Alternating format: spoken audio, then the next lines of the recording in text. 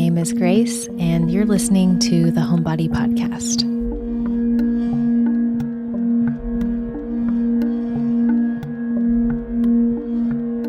Welcome to another episode of the Homebody Podcast, and I'm excited to welcome back to the show my friend Michael J. Morris, who I believe has been on the podcast. This might be the 6th time, so definitely the most visited guest for the show, and I'm always happy to welcome back Michael and share the conversation cauldrons that happen between us with you all. This conversation sparked because we were having what's become a bit of an annual Zoom tea, and when we were having one this past holiday season, a lot of the conclusions or the threads, the wrap up of the conversation was love and stories. And so that's what we're exploring with you today.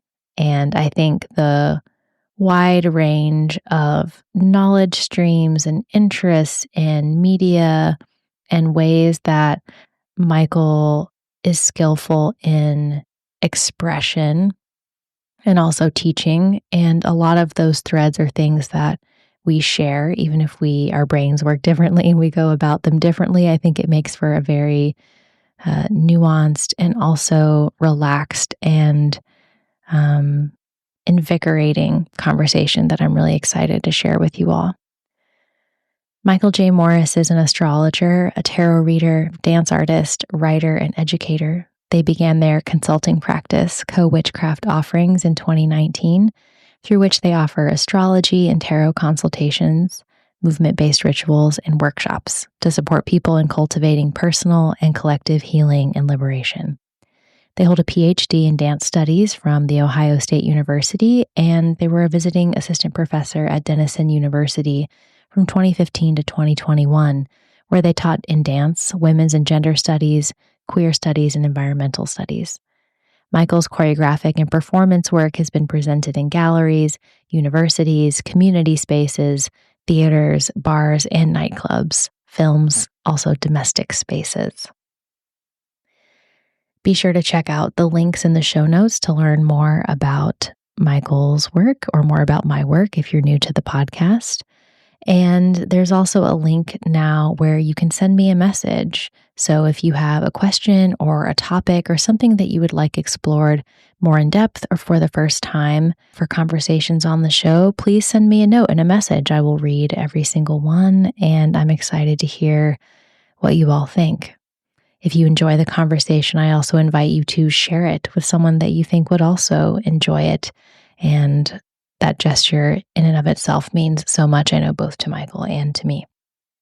So without further ado, I invite you into this beautiful, holistic, interesting weave and conversation cauldron where we dive into love and stories.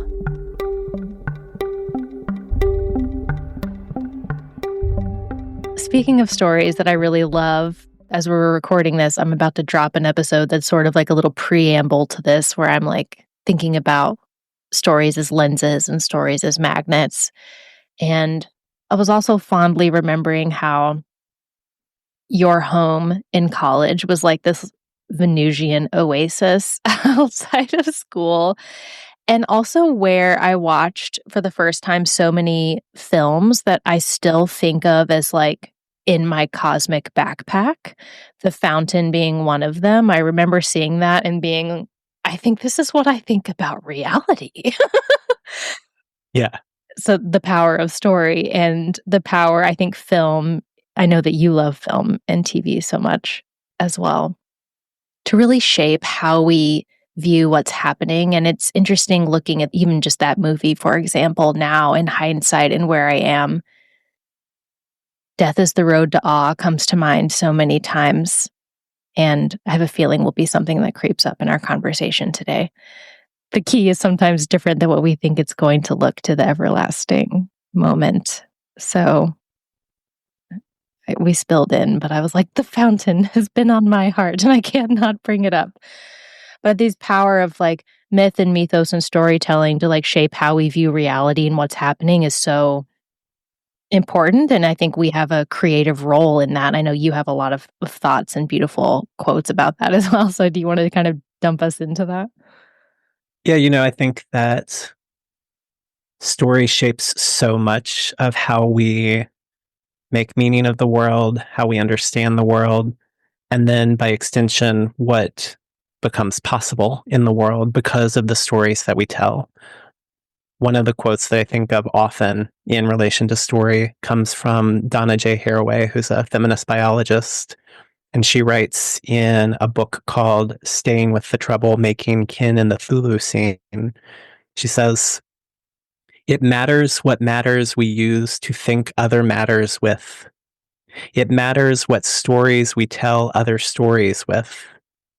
It matters what knots knot knots, what thoughts think thoughts, what descriptions describe descriptions, what ties tie ties. It matters what stories make worlds, what worlds make stories." And what I take from that, or what I've taken from that for many, many years, is that it matters what stories we tell, or phrased a different way, it matters how we tell the stories that we tell. Stories are consequential. They are part of how we make meaning of the world as it is, which includes all kinds of things like ancient myths and scriptures, but also things like quarterly reports and data narratives, but also artistic practices, and then things like astrology and tarot readings. These are all various ways that we are telling stories of the world as we understand it and the meaning that we're making of it. And that meaning that we make, the way we frame our understanding of the world through story, then conditions and enables how we take action, how we understand what might be possible, how we understand this moment to be part of a series or constellation of events that give this moment significance. It makes me think of, we have some things in common in terms of how we were raised and our background and our upbringing. And it makes me think of the significance of creation stories, but also the stories of the end times, that those stories matter. And something I think about all the time is the consequences of some of those stories with which I was raised, with which we were raised. Stories like the rapture of Christians in the end times, right? And the idea that those who are chosen by God will just one day be taken away to be with God in a better place, while this planet collapses into destruction and ruin. And if that's the story that we tell, or that someone tells, and if you believe that story, that you will be taken away from all of this, then what responsibilities do you have to this place, this planet, and those with whom we share this planet? You may even believe, if that's the story that you tell, you may even believe that it is your role to accelerate events in the end times, stories such that the rapture becomes even closer, that you make it more of a reality. And I think often, if not always, that things like ecological justice or a multi-species ethics of care feel potentially incompatible with that story. If part of the story that you tell is that our place is elsewhere, that we don't actually have responsibilities to this place, that this place has already fallen. And then in contrast to that story, I think about things like the book M Archive After the End of the World by Alexis Pauline Gumbs, which she describes as a speculative documentary written in collaboration with the survivors, the far into the future witnesses to the realities that we are making possible or impossible with our present apocalypse. And that was a direct quote. But in other words, that book really imagines the end of the world through the ways that we are already destroying this planet and one another, but from the perspective of survivors, those who continue to find ways to live on a damaged planet. And that is a very different kind of story that has different consequences for not only how we imagine the future, but also how we live right now in our roles in the stories that we are telling or the stories that we are a part of. Does that bring anything up for you? I mean, it makes me think of a lot of things, but the thing that's feeling the loudest right now is also how stories are inherently situated within how we think about time. Mm-hmm. And I think with the end of time story that you're talking about, that we were particularly raised with, there's an end. An end is this linear final point. And that's such a exclusive monotheistic view of the world, but it was presented as all encompassing. And now it would be, I don't even know if it's possible for me to think that way anymore because there is no end. And even just thinking about too some of the things that were pinging me as, the book of Revelation is used often in Christianity is about the end times. And as opposed to maybe something that's already happened and is maybe happening again. And something I've been thinking a lot about, which may be a random thought in context of this conversation, is the holy whore who becomes the bride the apocalypse? Is she the unveiling? Like, there's this way that it's like we move through squeezes of death and life and death and life and death and life. And if it's not an end thing, even the squeeze, the constriction of death on one end is a liberation and a birth on another end. And something that just feels so real for me right now as I'm sitting with that is like, where are we going to go? We're already here. Where could we go? Someone told me the other day that the latest data coming in from the James Webb telescope is that we live in a black hole. Like the Milky Way is in a giant black hole. I'm like, we're already here. The magicians were right. We're surrounded by a giant snake dragon eating its tail. That's true. Where are we going to go outside of the thing? And there's something that's been very grounding, but I think also very accountable about that. Like, what if we really are responsible? I think karma is the best word that we have to describe that. But what if we really are responsible or connected to our thoughts and our actions and our stories and our pictures and the things that we make? There's a profound level of stewardship there that shows up for me, that arises, which then means that I have to slow down to pay attention to what it is I am stewarding, consciously or unconsciously. Those are some of the things that kicked up for me when you were talking. It's so important. I mean, well, first, the idea that story situates us within time. And also, story creates the possibilities of different kinds of temporalities. Like you're pointing to, is it a story where there is a great ending, which feels like a very linear and terminal kind of story? Or perhaps, and this is the way that I think often, is that we've lived through many endings of the world. Some people's worlds are ending right now as they're being forcibly removed from this country, or they're being denied the reality of their even existence. Like some people's worlds are ending right now.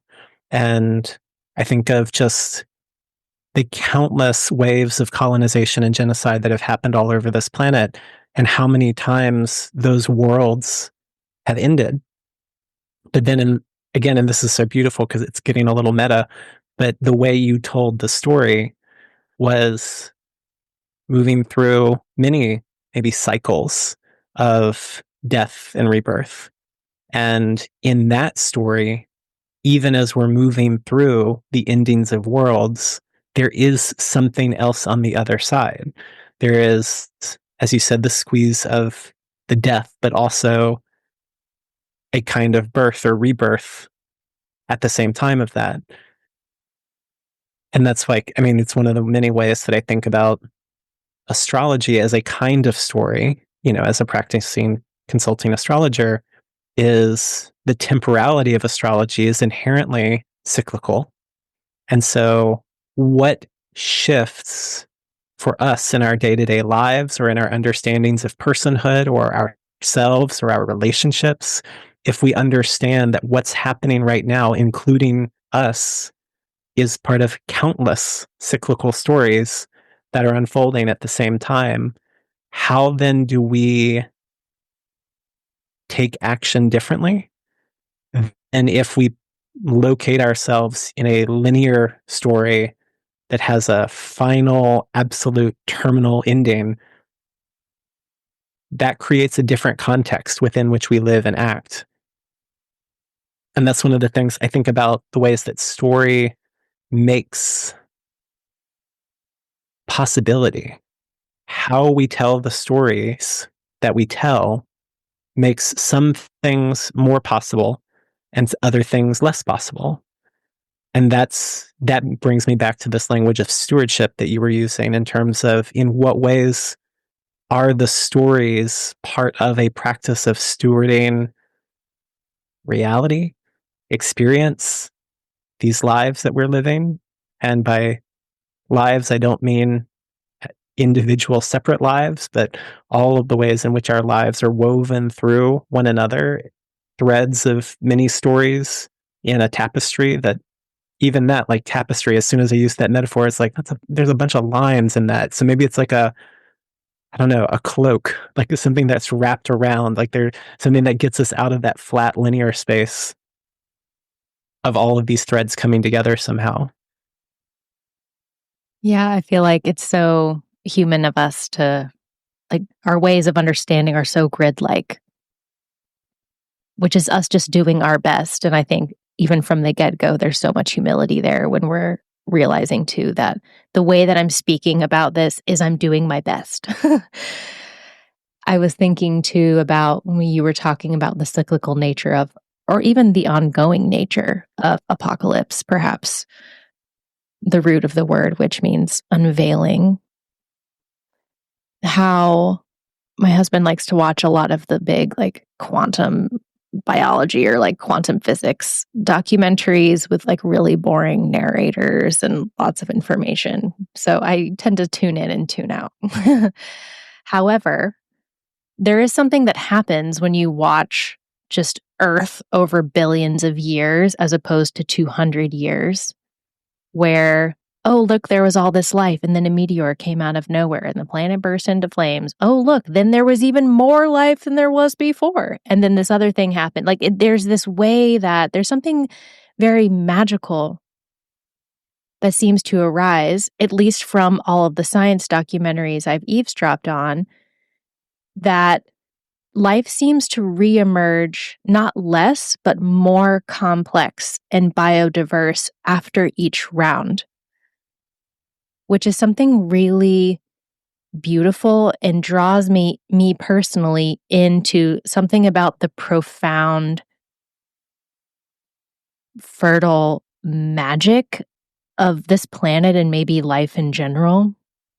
Such a proliferation of, like, there's some sort of program or code for that seems indestructible. Even if the skin falling off is dying, there's something within that that's geared or oriented towards evolution going that way. And I find that something that brings me, again, a lot of peace and grounding, and again, makes me want to be a part of whatever that is.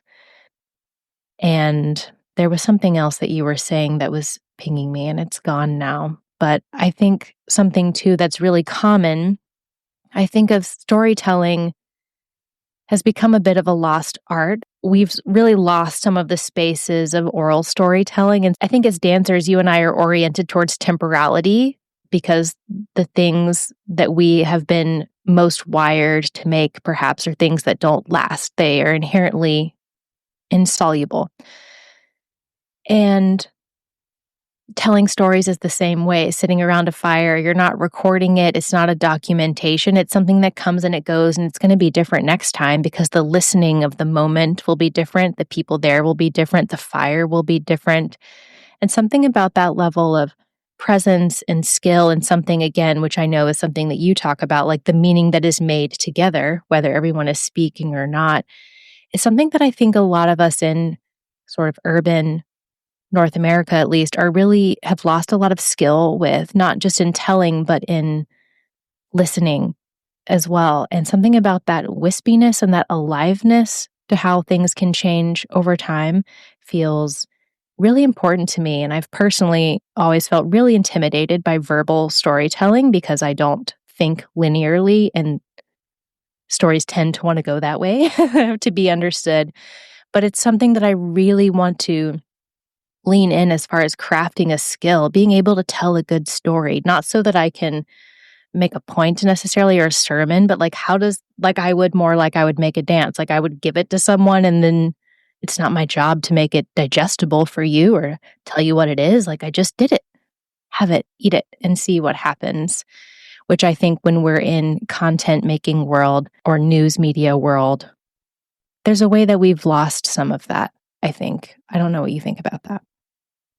I mean, it makes me think of, and again, this comes out of primarily dancing, but is true of almost anything that feels like a repetition, is that it is both again and for the first time. And there's something about, every time, I mean, it's a question, it's actually a point of crisis in the field that I have a PhD in, which is dance studies. Where is the dance? Like, where does it exist? Especially if we think of a dance as something that's like in a canon of some kind or in a repertoire where it's like, this is a piece that gets repeated again and again and again. But when you get into the nuances of dance history or just the craft of dance making, you actually learn very quickly that even a dance that's quote unquote performed again and again changes every time it's performed. If for no other reason that the people who are performing it have changed, the circumstances or conditions in which it's performed, like you were talking about in terms of telling stories around the fire, and it's a different fire and it's a different configuration of people, and maybe the stars overhead are at a different point in the year. Same thing with a dance, that the performers are different, the conditions within which it is performed are different, but also sometimes quite literally choreographers change pieces because like, oh, this performer that's stepping into this role, because maybe it's a different performer, and so they shift the choreography to make it work for that performer. Well, is it the same dance anymore? It has the same name. It's got a lot of the same parts, but at what point does it become something different is one question that actually I think can kind of come back recursively almost as an axiom, which is like, it's never the same. We just have to accept that even when we call it by the same name, I mean, and I'm thinking, of course, here in some way of the mythology of the Argonauts and the ship that was gradually replaced piece by piece until none of the pieces were remaining were of the original, but yet was it the same boat anymore at that point? And similar with a dance, similar with a story. And, in my work as an astrologer, I spend a lot of time, especially with the asteroids that I work with, telling the stories of myths, ancient Greek and Roman myths. And there's a way in which even that is also again and for the first time, that there's something that connects me to ancient stories by telling this story again with a client in the context of their life. And also, it becomes a different story. It becomes a new story, sometimes intentionally so. Sometimes I'm actually intending to do a kind of feminist recuperation of these brutal myths that are wildly patriarchal, and yet there's some kind of wisdom inside of them. So sometimes the differences are intentional, and then sometimes it's simply that, as we were saying, the conditions are different, so the story emerges differently. And I think you used this word a couple of times, like there's a magic to that. There's a magic to how can something be both again and for the first time. And whenever I think about magic and story, I can't not think of the beloved transistor Rachel Pollack, who before she died, Rachel Pollack is very well known for her work in tarot. She wrote a very famous book that a lot of tarot readers work with called 78 Degrees of Wisdom. But she actually wrote many books, not only about tarot, but on many different topics about ritual and goddess religions of the ancient world. But also she was an award-winning science fiction writer. So she wrote many, many, many novels. She also wrote comic book series. And so we could say that Rachel Pollack was engaged with story in many different ways. And before she died, she wrote this short article in which she was reflecting on what she might want as an epitaph if she had a tombstone. And she tried out several ideas, and then eventually she came to one which was story. It's all story. And then she goes on to connect that idea specifically to tarot and kind of thinking through what that might mean. And in that article, there's this one piece where she says, so some people love the cards because they can give us glimpses of the future. Still others love tarot as a spiritual science. To me, these two are stories. For all time and all science are sets of interlocking stories. For some, this might sound as if I'm suggesting that nothing in the cards is true, that it's all made up. But I'm not sure truth is something that simply lies there like a rock. We engage it, we bring it into being. This holds true for our own future, and it holds true for such complex structures as the Kabbalistic tree of life and even physics. And I love the kind of diffraction that she does there from starting through thinking with tarot as story, and this question of the ways that tarot connects us to maybe glimpses of some future or possibilities for the future. And then this question of, but is it true or is it made up? And bringing us maybe closer to a version or possibility of maybe truth and made up are not mutually exclusive categories, which isn't to say that nothing's true or that we can make the truth whatever we want it to be, although we're seeing quite a lot of that in the world right now. And so I want to hold these ideas alongside a kind of critique of the truth is anything I say it is, but which is not what I'm saying. And I don't think that's what Rachel Pollack was saying either.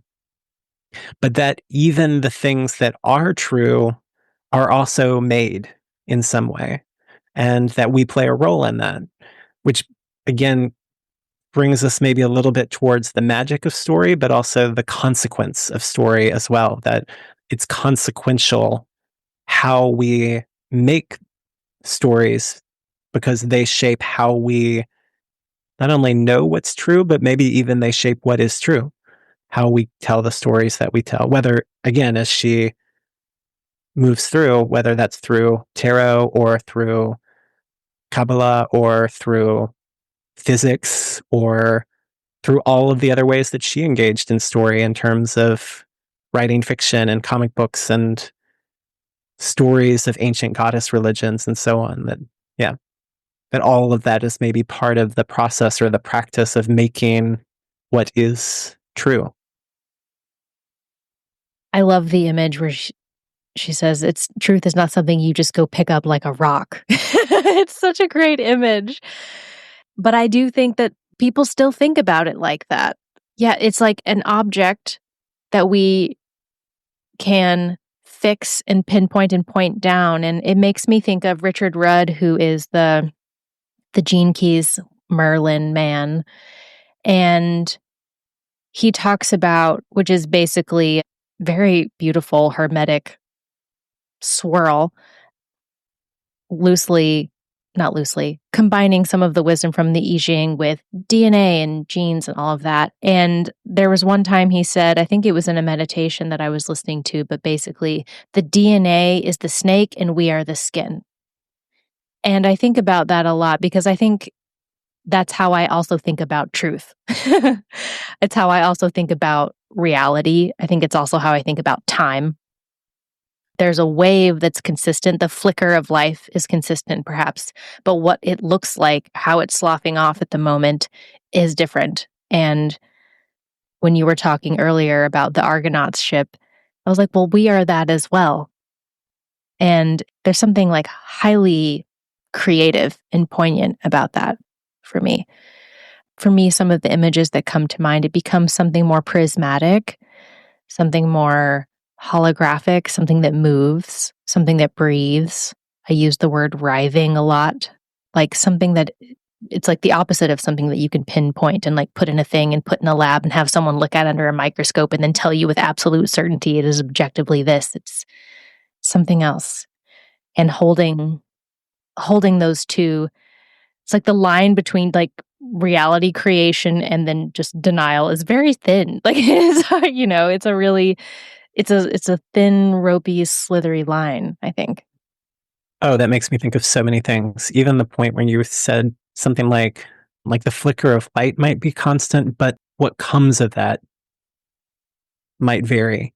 And even that, my first thought, mainly because of a workshop that I facilitated yesterday, was like, even the flicker of light, like according to whose visual perceptions, that my visual perception of the flicker of light is very different than the photosynthesizing leaf or to the motor sensory apparatus of an insect. Like even that, it's like what we might assume is the most objectively verifiable is still wildly subjective to the extent that the mechanism of perception and measurement varies widely, especially if we get beyond the frame of the human as the sum total of all things.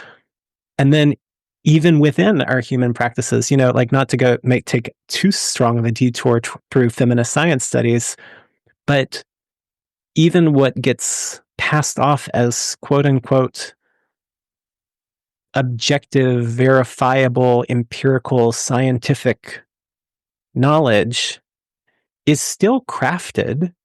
It is still created through a series of practices and particular systems of measurement. This is one of the many insights that have come out of quantum physics, that the same thing measured differently is a different thing. You look at the same thing a different time, it's something else. Precisely. And so there is this, and I actually prefer, even though I've already used this language, I prefer to even get out of this binary of, well, is it objective or is it subjective? It's like that framing might be missing the point in some crucial way. And then the piece that you were pointed out in Rachel Pollack's piece about truth not being just something that lies there like a rock that we just pick up and engage with feels related to this. That like what is true or what is real isn't just out there waiting to be discovered. Like, aha, we figured it out. We can prove what's true now. But that how we engage with it is part of what it is, part of what shapes what it is. And that makes me think of this quote from Elizabeth Gross. She's writing about art, which I think is implicated within and also adjacent to a conversation about story. But she says, art is created, always made, never found, even if it is made from what is found. And that concept is something that I can apply broadly. I literally gave a presentation years ago about astrology as an artistic practice. And that was one of the framings that I offered, that even astrology is not about, from my view, from my understanding of astrology, it is not about trying to decode some specific unilateral message or objective truth about someone. Like if we can just figure out the right mechanism to decode this. Not the proverbial space rock lying on the ground, if you will. Yeah, exactly. Yeah. It's something we make of what we find. And in astrology, what we find is the observation of the movement of the planets through the sky. And then we make something of that. It's not simply like, well, Venus is doing this, so then it means X. No, it has never worked like that. Astrology, in the thousands of years it has been practiced, it has never been any kind of one-to-one correspondence of decoding unilaterally messages from sky gods or something. Like, it's always been a creative practice of making meaning of what we find. And I think that is very close to, if not entirely synonymous with, the way that Rachel Pollack is talking about truth here, that there is perhaps something that is found, but the question is, what then do we make of it? Yeah, it made me think too, it's especially linking to astrology. It's also making meaning of where we are. Like the place has so much to do with how we see what's going on in the sky. Someone's having an eclipse, someone else is looking up and doesn't see anything. And I think too, the belonging of stories situated within certain languages and places and cultures, and the specificity of that particular fractal feels really important. Like where we are matters as well. Because I think it's a practice that not a lot of people have done well. I think if we're looking at percentages of the wider world, at least where I live, deconstructing and rebuilding a paradigm. I remember when I left Christianity, I left the church, like I remember having no idea what I didn't know, I didn't have like a lens or a frame. Like for me, it started slowly, but then it was very sudden. I was like, I don't know what's after this. I just know this is done. And there was a beautiful moment that kind of crept in at one point. And I remember it landing like, what if what you think about the world and God and what is true is also something that you have artistic license with? It's not the rock that you find on the ground. It's a painting that you make. It's a dance that you make. And that's still something that I tell clients today, where they're like, I think I might be open to having an idea about what spirit is. I can feel how that would be meaningful to me. And I'm like, just start putting things in your cosmic backpack. Just start making a story. Just start resonating with an image. Just start pulling the story together, because you get to paint that story, which is so different than the lens of this one thing absolutely happens if X happens. And there's something really beautiful. And again, we're back to that stewardship level again. But to me, it's inevitably follows with the question, well, which story is the beautiful one? Like, I want to tell the beautiful one. I want to tell the one that makes me feel like there's meaning. I want to tell the one that makes me feel that life is beautiful, even if it's like piercing in some way, because I think it is also that. I think beauty has that quality as well. And I think it also, now the phase of life that I'm in too, is like, which story is leaning me towards the next phase of alchemy? Which story is pulling me towards like this next layer of evolution that I can feel I want? And we don't have to start talking about love right now, but I know that's kind of where we're going to go. But to me, love as the story is the one that's always going to do that job for me. What you were just saying in terms of the creative agency around even the stories of our, whatever language we want to use, our faith, our beliefs, our spiritual practices. It reminded me of something that Elizabeth Gilbert said, a story she told on a podcast a few years ago. And she was talking about how not everyone needs God, but that she is someone who feels like, or has always felt like, she needed or wanted God as part of her worldview. And my memory is that she talked a little bit about struggling with, like, well, but like a lot of what I've been given in terms of God doesn't really work for me. And a friend said, I want you to write a list of what you're looking for in a God, almost like a want ad. And she said, like, I thought of myself as an open thinker, but I was like, well, you can't just do that. You can't just do that. I mean, you get the God you get, and like you get the God that's been assigned to you. But then she asked, but why? One of the features of God that I could love would be allowing itself to move into the shape of whatever I needed it to be. because I needed that. And it would provide that and be like, okay, you need a God in this form. I'll be that. And, I don't work with the idea of God very often in my life or in my practice anymore, really, since leaving Christianity as well. But I remember taking a lot of delight in this idea of describing a God that you need or that you want, because literally that is what all of the religions that we've been given have already done. They created gods in their imaginations and their desires in their own image in lots of ways, and then told the stories of those gods in ways that made those gods real in some way. And so, yeah, I think we have a creative agency in that regard as well. And I was also really struck by the ways you were talking about story that's situated in place and like the where we are. And like, in astrology, depending on where you are in the globe, like you said, maybe you're seeing an eclipse and maybe you're not seeing an eclipse, or maybe there's constellations that you see all year round, or maybe there are other constellations you've never seen because of where you are in terms of latitude on the planet. And so then different stories become possible depending on where you are. And then that where also connects us back to a certain kind of when and what futures are possible from where we are. And that makes me think of some ideas that came to me through the work of Norma Wong, who is a native Hawaiian Zen master and the abbot of a temple in Hawaii. And she was on the How to Survive the End of the World podcast with Adrienne Marie Brown and Autumn Brown. And then she also wrote a book called When No Thing Works. And she talks about story and storytelling in both that podcast and in the book.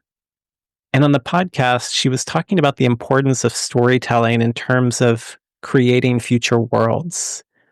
And she says, it's like telling the story of what that would be, what is required of us, that all of us, the things that we say are broken, okay, what is it that we say about what needs to be built? What is this mutual story that you would tell with each other that would then tell you the actionable items that need to occur that may take many, many years to come to fruition? But if you tell it as a story, I think I would say it will come to fruition faster. And then in her book, she writes, first and foremost, the far horizon story is always beyond the apocalyptic time when everything eventually fell apart and the skies were dark for so long no one knew lightness nor blueness. The far horizon story is the embodiment of everything we hope our descendants will live into. It is the product, the destination, and the time made possible by hard choices, consequential decisions, big leaps. It is beyond the sightline of knowing only if we work toward this time place inch by inch as we fiercely search the ground for clues. It is entirely within the embrace of glorious possibility when we lift our gaze and tell its story.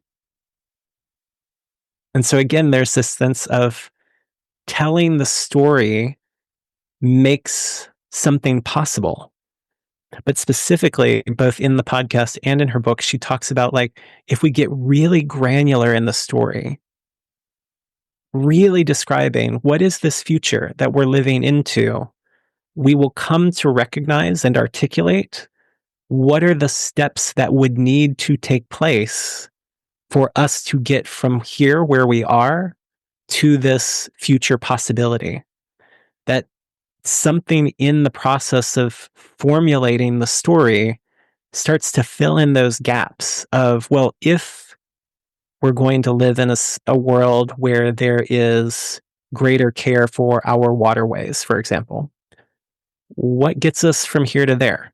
What connects those dots? What are the steps that we would have to take such that that became real or became true? To connect that back again to Rachel Pollack of like the telling of the story is part of what makes it possible for it to become true in some way, which then I think gives a lot of gravity to the work that we do as artists, the work that we do as astrologers and tarot readers, that when we tell the stories of our lives or with our clients telling the stories of their lives, that puts things in place that make some things more possible because we told the story in the ways that we did. And so there's again, a kind of magic to these practices of storytelling because the telling of the story makes something more possible. And that's not the only definition of magic that we could use, but it is one way of thinking about magic, that these things that we do, rituals or spells or stories or all the steps and actions and things that we do day to day make some things more possible.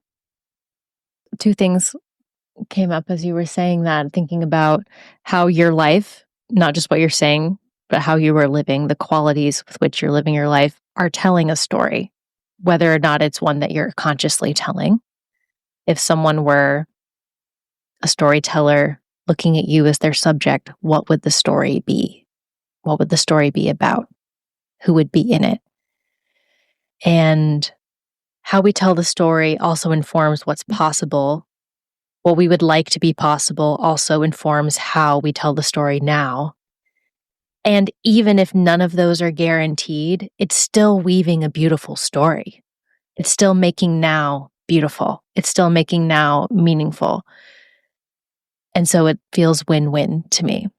It feels magical to me either way, whatever happens. And so there's this mix of like co-creative, magical investment and stewardship combined with surrender that I think is a really powerful, at least in my experience, a very powerful combination. I mean, that makes me think of, in terms of what we want to be possible informs the story that we tell, makes me think of, and we could frame this as a story, Harriet Tubman saying, "My people are free," at a time when her people were not free by any sort of social political standard of analysis, in terms of like being in deep in the period of American chattel slavery. And yet it was the desire for freedom that told the story in that way. My people are free.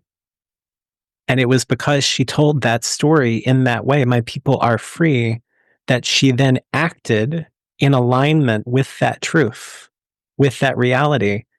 And in that process of acting in alignment with the story, my people are free, her people became free. And that is, to me, big magic. Oh, for sure. For sure. It makes me think of like Dzogchen Buddhism, where one of the fundamental principles is everyone is Buddha nature. You just can't see it. And what a sandpaper of a story. What a thing to work on one. And when you were telling that story about Harriet Tubman, it just made me think of like pulling this like drop of gold from the future and dropping it into now. And so the gold just starts like permeating through the water of now. I think that's exactly true. Yeah. And even what you just said is yet another way of telling the story of a kind of nonlinear time where the resources of the future can be brought into the present so that that future becomes possible. Like, that is a timeline I want to live in, probably a timeline that I am living in. I mean, that's probably why we are like witches and astrologers, and like we're very practiced in this non-linear time and drawing on the resources of what we might think of as past and future, but they're part of the present that's available to us here and now, and how we shape both what has been and what might be. And yeah. Yeah. I would say 98% of the things that I do are highly dependent on the story. The time is not linear. Yes. My life makes no sense if time is linear. All of our talking around the significance of story and what story makes possible, and the language I was using in terms of stories being consequential in terms of what they allow us to do, makes me think of love and how we tell the story of love. And, as soon as I start thinking about love, I immediately think of some of my greatest teachers on love. And I think first of beloved Black feminist Bell Hooks, who wrote a whole trilogy of books about love, most famously her book All About Love, New Visions. And, again, you and I were raised in evangelical contexts that we've left behind. And so I tend to really resist any impulse toward evangelism, any attempt to like get other people to read this book because I think it's important, because, I grew up with a lot of like, you got to read this book because it's important. But I do actually think that most adult relationships would probably benefit from having read All About Love by Bell Hooks. And toward the beginning of that book, she writes, our confusion about what we mean when we use the word love is the source of our difficulty in loving.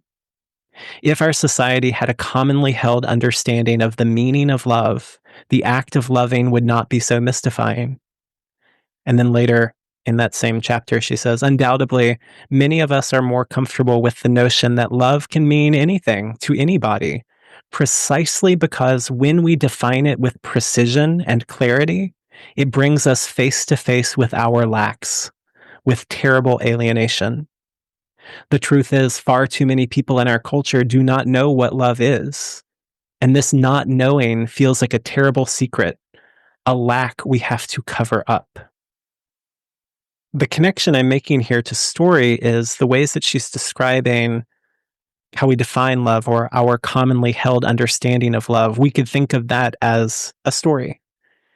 And that part of what she's suggesting here is that many of us perhaps avoid or resist defining love with precision and clarity, because if we were to do so, we would be confronted with the ways in which we have lacked love, or the ways we have not been loved in the ways that we needed, or maybe the ways we have not been loving in the ways that we wanted. We may even find that if we define love with precision and clarity, the places where we thought we were loved, maybe even the places where we were told we were loved, we would realize that we had not been. And that motivates us to stay in this mystifying ambiguity of like, love is, I don't know, love can be anything. Love is whatever anyone wants it to be, because then there's less risk.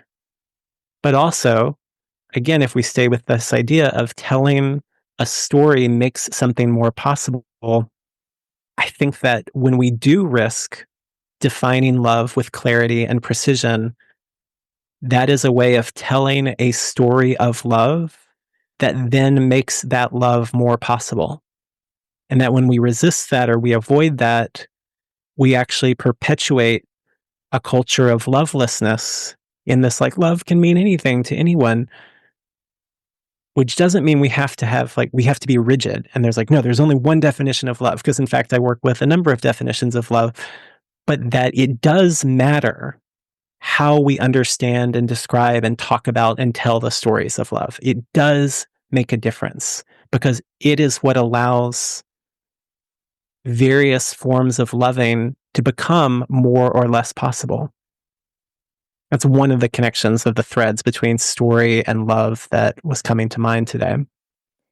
Yeah, I like that you used the word confronting, because the part of me that's, I was going to be like, the part of me that's like Sun applying to Pluto in the eighth house is like, if something's confronting, I'm going towards it.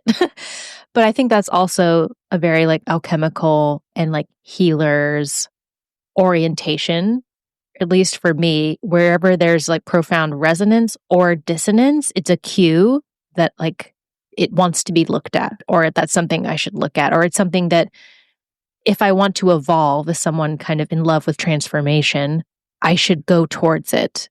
Not should. I want to go towards it at this point in my life. I kind of run towards it with my tongue hanging out. I'm excited. But even if I'm dreading it, I'm excited. I'm like, ooh, transformation awaits, even if it's going to be hell. So I like that you use the word confronting. And I think something about love in particular is the gift that keeps on giving when it comes to that kind of story, when it comes to the impetus for transformation, when it comes to the impetus of like refining me as a person, refining my storytelling, refining how I look at the world, refining what I think my stewardship is, what the future is. Like love is the gift that keeps on giving. It keeps asking something of me. It keeps asking me to become, and it also keeps giving. There's something that I feel I really enter into this quest of reciprocity and infinity loop when I step into that story. And that's something it keeps generating movement, and it does keep generating beauty. And I find that it also keeps refining my vision of how I see and how I receive the world, and how I find it also simplifies how I see my role in the world as I get older as well. I have so many thoughts, but I'm curious, in what ways does it feel like it simplifies the way that you're moving through the world? The questions that I ask about how I'm being present in every moment are reduced. It's not anymore like, what is the what is the codex of rules I should be following at any given moment? It's more like, what quality of presence am I bringing to this? How am I witnessing this? And where is love in this story? That's like 2 questions max. And it's really simplified. When in doubt, witness and find the love. That's really where it's come down to for me. And that's much simpler. And I think for me, it's also packs way more of a punch as far as transforming my presence and how I see the world than externally following a rule list of shoulds. It takes it out of transaction mode, I guess is what I'm saying. Because I think when we're following the list of shoulds and the rules and the things, we're trying to get love like we're swiping an ATM card at the store, which is different than like what you're talking about, like pulling the drop of gold from the bucket and putting it into now and letting it grow a garden. It's not transactional, it's alchemical. And those are different things.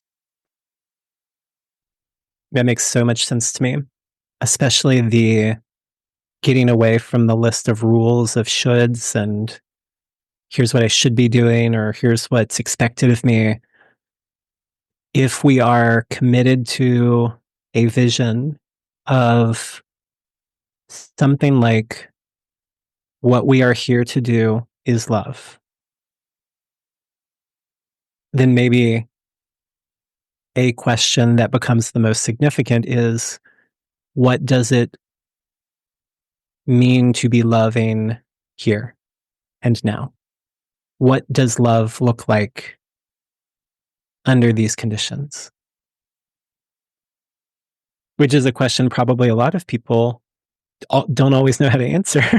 And I loved your pivot of the question and the quest, and the question that keeps us questing toward love, and also what supports us in that. And Bell Hooks didn't just present the crisis of we don't know what love is. She went on to write Right. entire books about what love could be. And some of the things she wrote that stay with me, that I think about on a daily basis, which maybe has something to do with Venus as the ruler of my ascendant, who knows? But she says in All About Love, love is an action, a participatory emotion. Whether we are engaged in a process of self-love or of loving others, we must move beyond the realm of feeling to actualize love. This is why it is useful to see love as a practice. And what I love about that framing, first, it gets us out of this passive idea of love, of like, well, I just fell in love. Like it's something that happens to you rather than a choice that you make, an action that you take, particular things that you practice, that is actually the substance of love. And whether, as she says, whether we're engaged in a process of self-love or of loving others, we have to move beyond the realm of feeling. Love is not just a feeling. It's not just I feel strongly towards you. That could be something else that's really precious, like desire or attraction or affection. But love might need more than that, especially if we're going to sustain love. Because what about the days when you don't feel affection or attraction or desire, and yet you still want to be loving because you love this person or people? Then what do you do? If love stays only in the realm of feeling, there's not an answer to that question. Bell Hooks pushes us beyond the realm of feeling and says love is an action, it is a practice. And then she names some of what that practice might involve. She says, when we are loving, we openly and honestly express care, affection, responsibility, respect, commitment, and trust. So in those moments where we ask, what does it mean to be loving here? We might diffract that question into, what would it look like to express care in this moment? What would it look like to show responsibility for myself, for another person, for my needs, for their needs? What would it look like to show respect here? What does it look like to build trust in this moment? How are our commitments holding us in a supportive way so that we can take the actions of love in the ways that we want, and so on? That if love is a practice, these are some of the ways that we practice love. I'm just really loving your earth sign ninth house so much right now. That was just such a you thing to do, which I love. Me too. Yeah. I was thinking too, we think of love as something that happens to us, right? We get like shot by Cupid's arrow or whatever. And I just fell in love and now I fell out of love. And we think about that with story too. The story of what's happening is happening to us.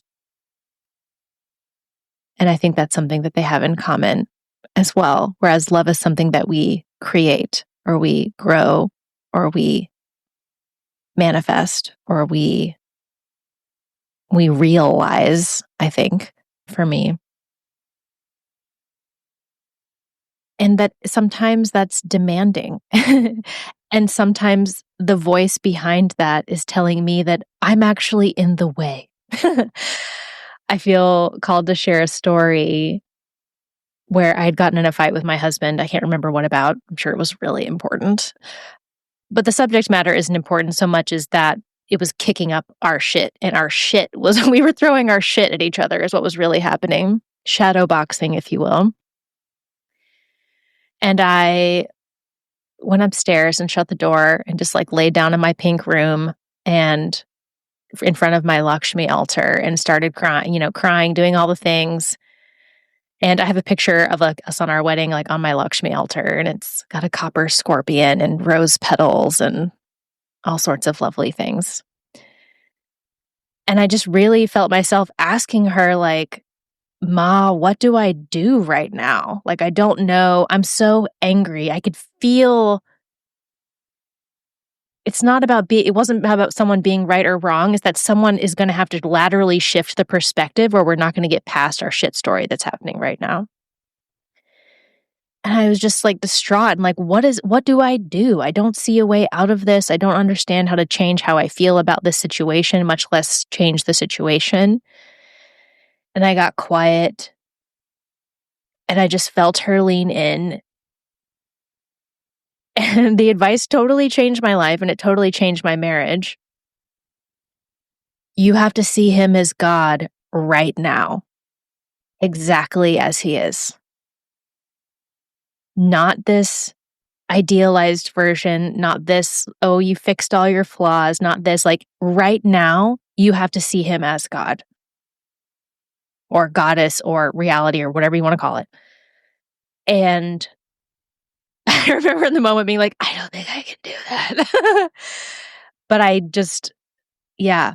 But it was like a starting point for me, and it's become a big practice. And then diving deeper into some kind of tantric lineages and meditations and things, that's really a core practice that I didn't know about at the time. And it totally changed my relationship. And there's something also too about learning about loving a one or loving the one is a way of learning to love the all, or is a pathway into loving the all, because in our limitation, we can't love the all appropriately. That was the story I felt like I needed to share. And because it totally changed my life and has really hooked me into all these it's opened me, and also I think opened reality to just start pouring into me all of these other knowledge streams that just keep widening and widening that river in a way that's been deeply nourishing and healing about how I see myself and the world, what I think is possible, and what I think the medicine is in a particular moment. I mean, thank you for sharing that story. It feels wildly relevant, if for no other reason that we're having a conversation about story and love, and how appropriate to share a story about your revelation around what it means to love. That feels crystalline in some way. And it also makes me think of the episode that you released back in November about Now is Grace, Love the World. And the kind of, I don't know how you think of it, I experienced it as a kind of like prophecy or prophesying. That is how I experienced it as well. Great. Which, like, prophecy is like a whole nother topic, but one of the ways that I think about prophecy is speaking the truth of the times. That's something that Lama Rod Owens says about prophecy when he talks about himself as a prophet, that he's speaking the truth of the times.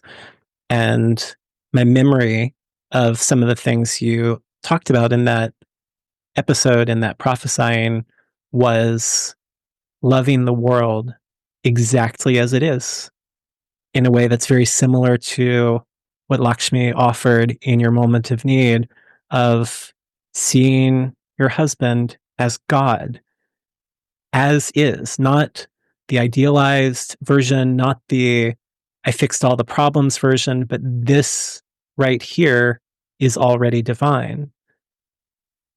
And that there's seems like a similar call in terms of loving the world exactly as it is, even as we are also working to create worlds that are no longer structured by domination, exploitation, oppression, and violence. Can we also love the world exactly as it is? And then maybe, the most crucial in my life practice ground for that is with the self and practices of self-love, recognizing that myself is not separate from those who I want to love. Myself is not separate from the world that I want to love. And I can't be loving the world or loving others if I'm incapable or without practice of loving this self that I am. And I guess I'm sort of toggling between lowercase s self and uppercase s self. This audience can flow with that. I figure. And that's something else that Bell Hooks writes about in terms of self-love. She says that self-love is the foundation of our loving practice. Without it, our other efforts to love fail. Giving ourselves love We provide our inner being with the opportunity to have the unconditional love we may have always longed to receive from someone else. When we give this precious gift to ourselves, we are able to reach out to others from a place of fulfillment and not from a place of lack, which feels similar to I can see you in your wholeness, in your fullness, in your divinity, rather than your lacks or what you are lacking. Can I also approach myself in that same way? Can I love myself with that unconditional love that maybe I've always longed for someone else to give me?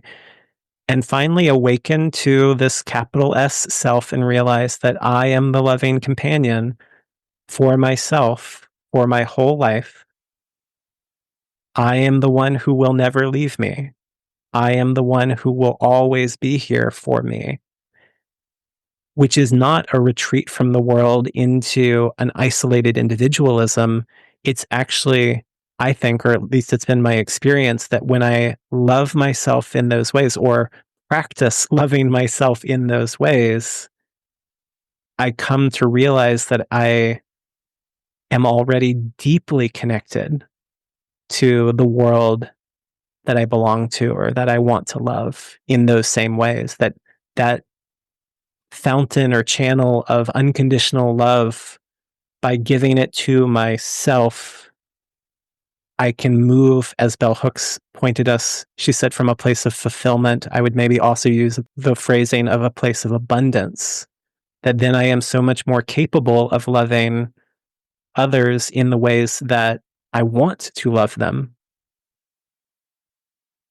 And in that loving, there's some realization that we weren't separate in the first place, that loving myself in these ways is part of what allows me to love you in these ways. And that is, as Bell Hooks says, the foundation of our loving practice. Totally. And thinking back about our golden drop from the future that we drop into the present, it's the gaze of that, which then becomes something that can change, but not unconditioned. Like if you're loving it so that it will change, that's not it. But paradoxically, magically, playfully, funly, unconditional love as it is, this is good enough. Not only is it good enough, I receive it and I love it. That is the golden drop from the future of possibility into now. But you have to take the transaction out of it in order. It's a funny walk. And I love what you said there, because I think we share pretty wide paradigms of interdependence, and loving myself is loving others, and loving others is loving myself. If I'm rejecting the world, if I'm not loving the world, I am also not loving myself. If I have conditions on what the world has to be or do in order to be good enough for me, that is also true of me, as within, without, as above, below. Like that's just how it is. And there's this beautiful dance, I think, with the self-love. Like there becomes a level at which our self-love can only complete once it has become love for other. And we're drinking it back from that fountain, and then it becomes an exchange. Like there's only so, which I think is beautiful. And something we're talking about story, if we're thinking about why have a world, what could be the evolutionary logic or purpose or telos behind a world with so much differentiation and otherness? Or even on a more simplified version, why have two instead of one? I can't really think of a reason except for love. When we have two, we are able to experience love. Everything else is much easier if there's only one of us here. Everything else, like getting my way, is much easier if there's only one of us here, having absolute total control of what happens, my absolute will being done at all times, much easier if there's one of us here, me feeling absolutely like free and unburdened, easier if there's only one of us here. So I can't really think of another reason why there would be two or three or four or more. unless love was it, really. Not because I need other people to think that, but it's really, to me, that evolutionary impulse towards that creating more and different. Oh, look at this one. Oh, look at this one. Oh, look at this one. Like, I can't think of a greater challenge or telos behind that, except I guess you got to learn to love so that you can feel love and feel that exchange. Oh, that makes me think of so many things. The first one is like, I guess, sort of a reflection of a version of what I heard you describing, which is that perhaps the function of difference is love. The reason, or a reason, that there is differentiation is so that we can learn to love that which is different from ourselves, which includes ourselves. Because again, every repetition is again and for the first time. So if I can learn to love that which is different from myself, I can learn to love a different self, because I am already becoming a different self. I am not the same as I was, which touches into something about like there can be a rigid tendency to want to remain the same. And the anxious attachment to that sameness of ourselves, but also, I mean, I'm thinking sort of geopolitically as well, of like the anxious attachment to only those we perceive to be the same as us. And how that is like not only counter to love, it's maybe a misunderstanding of difference and what maybe we're coming to articulate something about the function of difference is so that we can love, including the difference of ourselves, which then means we have to like release the white knuckle grip around, no, I'm going to stay the same. And it's like, what if you're not? And you can learn to love or be in a practice of loving every other version of yourself that there could be.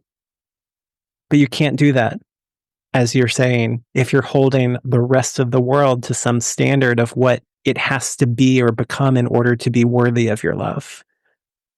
So there is, I mean, again, that we're getting into this place of like, there's not such a distinction between self and other, because how we practice loving the differences of others is also continuous with any practice of loving the differences of ourselves or who else we might be or become.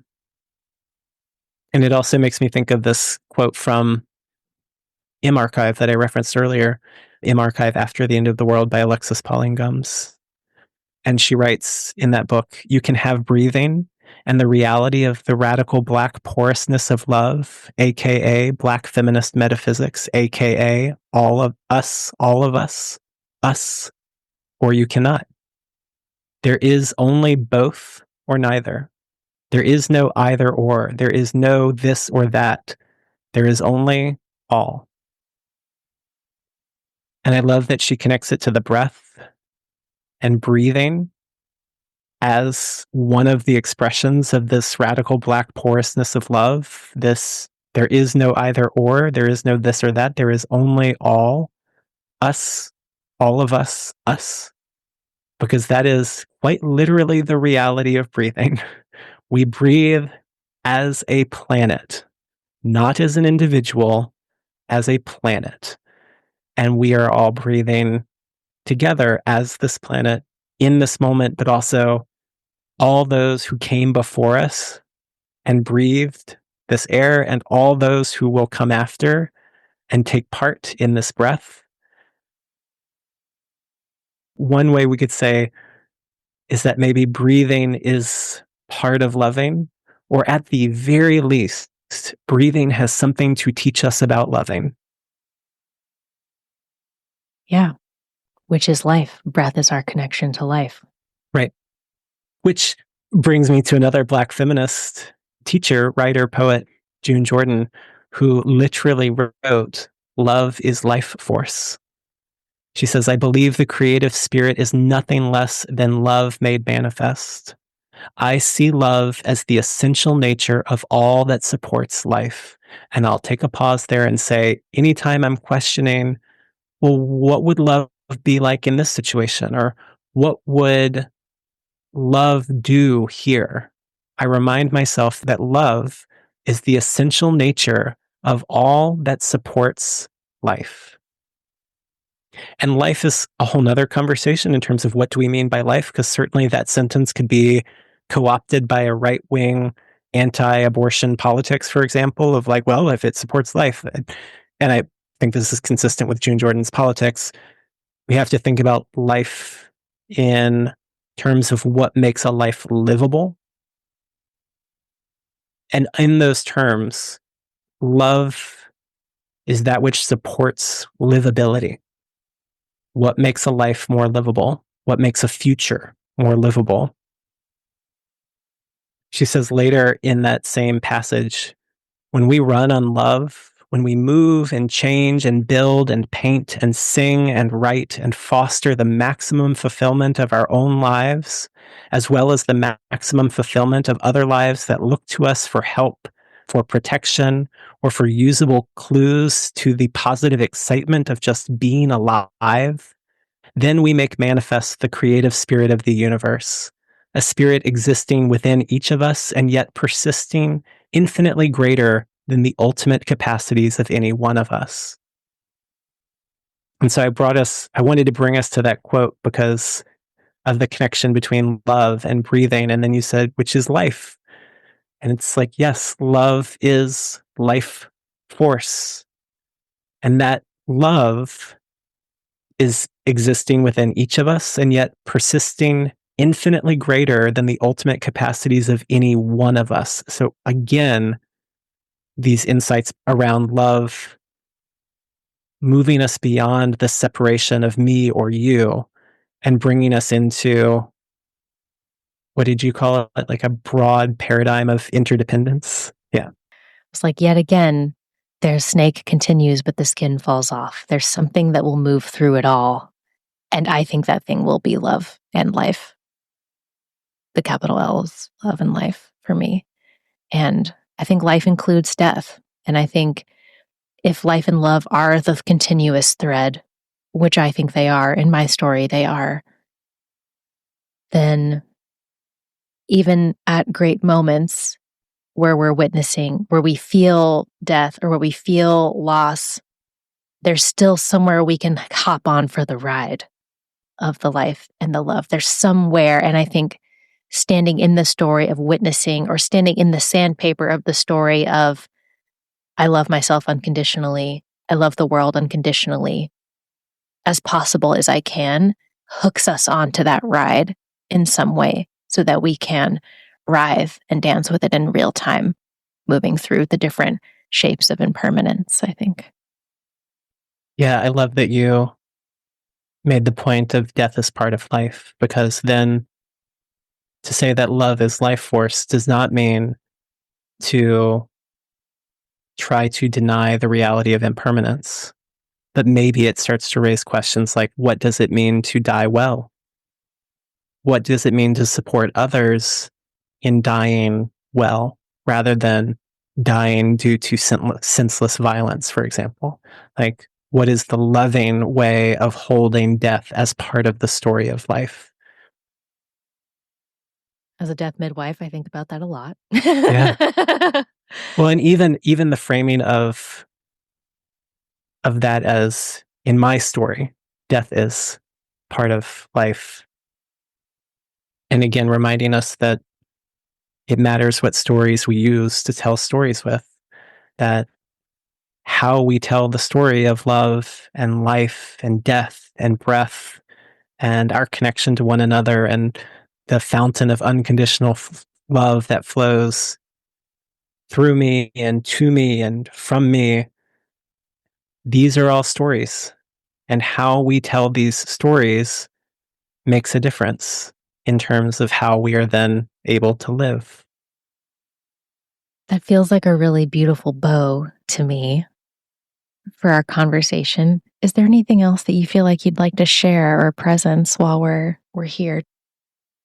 just a lot of gratitude. I'm always so grateful to talk with you and to think with you and to be in the cauldron space of finding and generating and co-creating ideas together.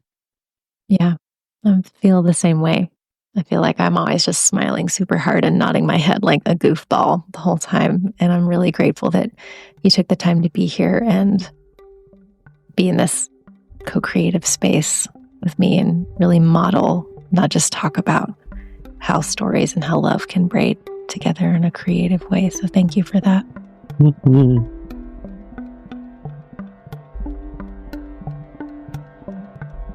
Thank you so much for listening. If you enjoyed the episode, please take a few moments to subscribe to the show, leave us a review, and share the episode. These small tasks help our independent podcast so much. Be sure to also check out the show notes below to learn more about any resources, guests, or sponsors that we shared with you today. Our intro and outro music was created by artists Aaron Palovic and Jared Kelly.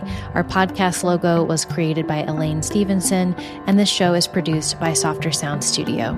Thank you for being here. Be well. Peace.